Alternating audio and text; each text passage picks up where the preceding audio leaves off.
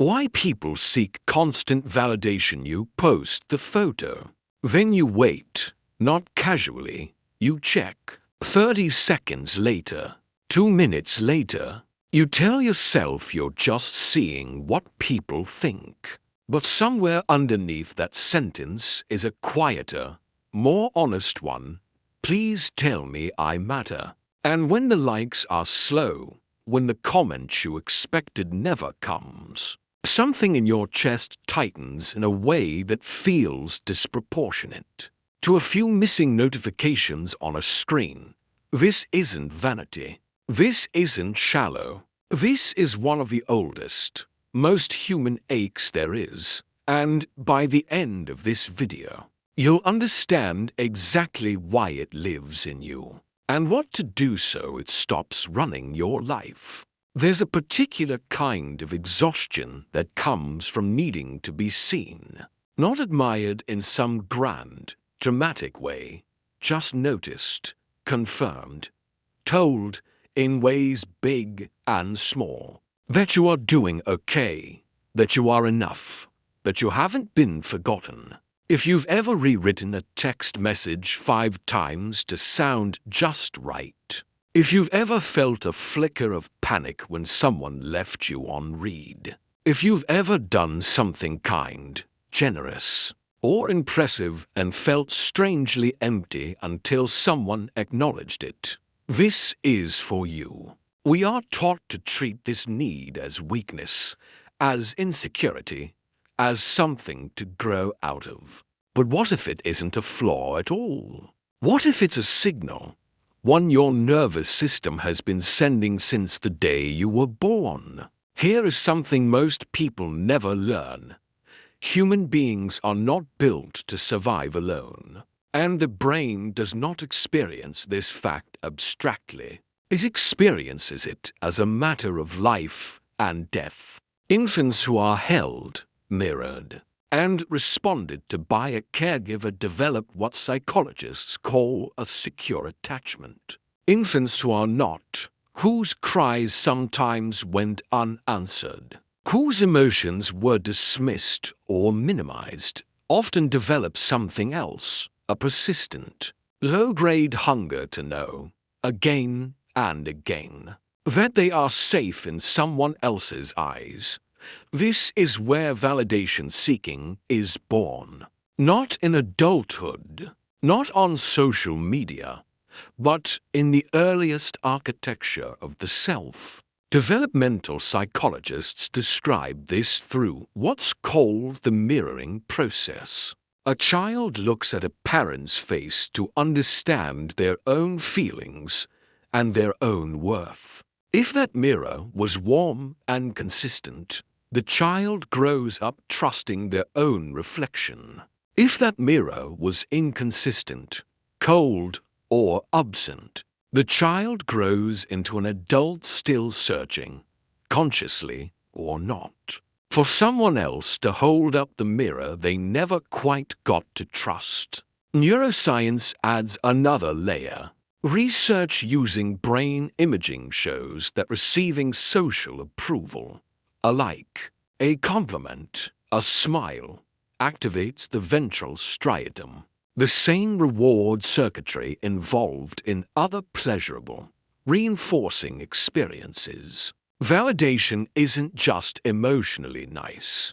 It is, quite literally, chemically rewarding, which means the craving for it isn't a personality flaw.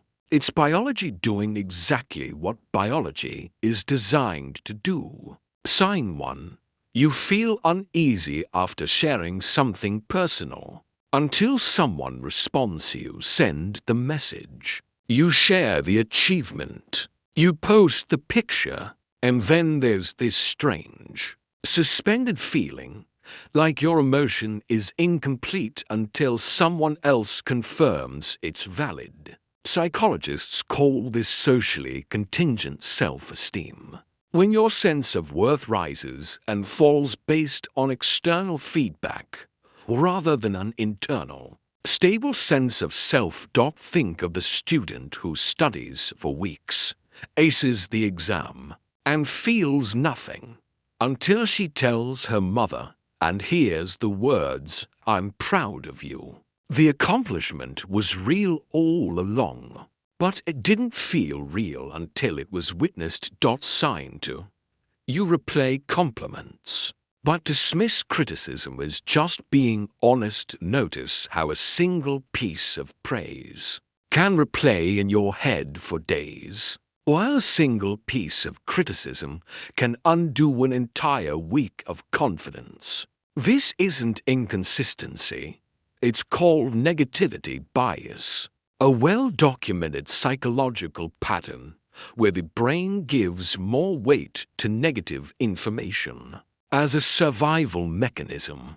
But for people with a strong validation need, praise becomes something they chase and criticism becomes something they can't release, creating an exhausting cycle, never quite full, always slightly bracing for the next blow. Sign 3. You overgive in relationships, hoping it will be noticed. You remember the small details. You show up early. You give more than you receive, quietly, hoping someone will eventually say, "You always do so much for me." This pattern is often rooted in what therapists call conditional self-worth, a belief, usually formed in childhood, that love and attention must be earned through usefulness rather than simply existing.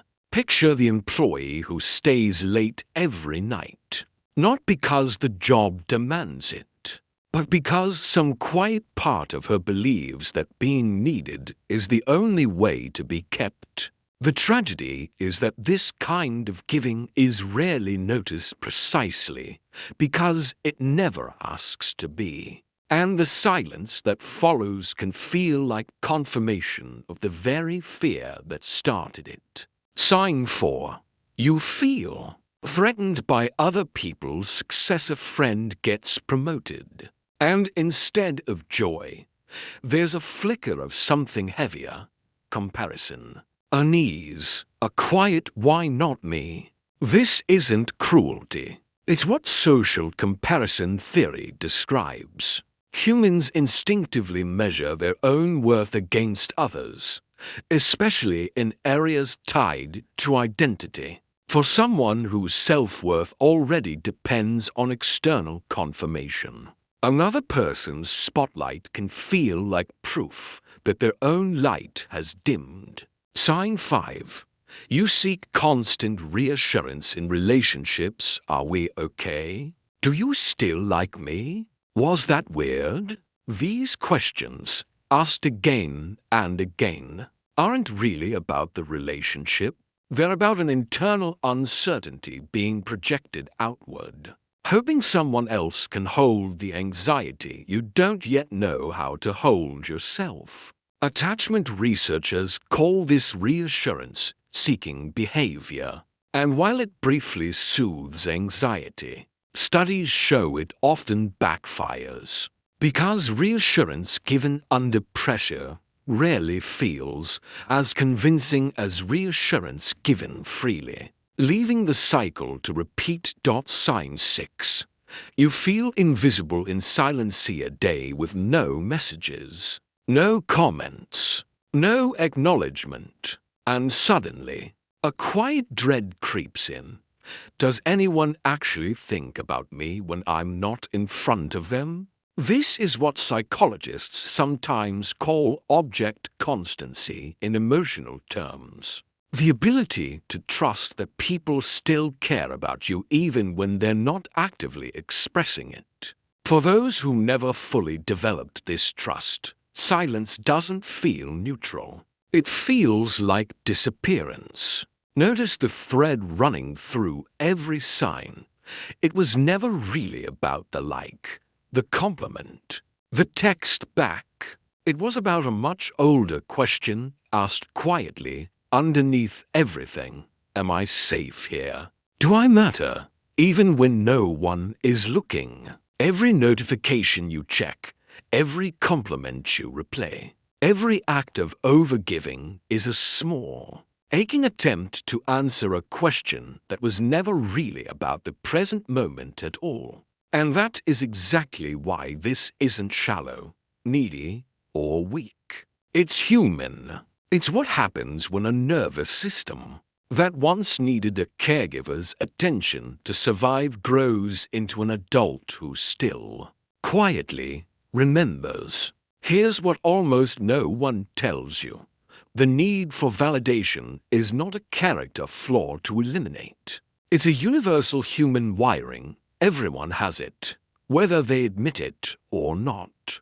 What you've misunderstood isn't that you need connection. It's that you've been asking the wrong source to provide it consistently. Other people, whose attention is unreliable by nature, instead of yourself, whose attention you can actually control. Psychology doesn't recommend numbing this need or pretending you don't care what others think. It recommends something quieter and far more powerful, building what researchers call self-compassion, an internal relationship steady enough that external validation becomes a bonus, not a lifeline. You don't have to stop wanting to be seen.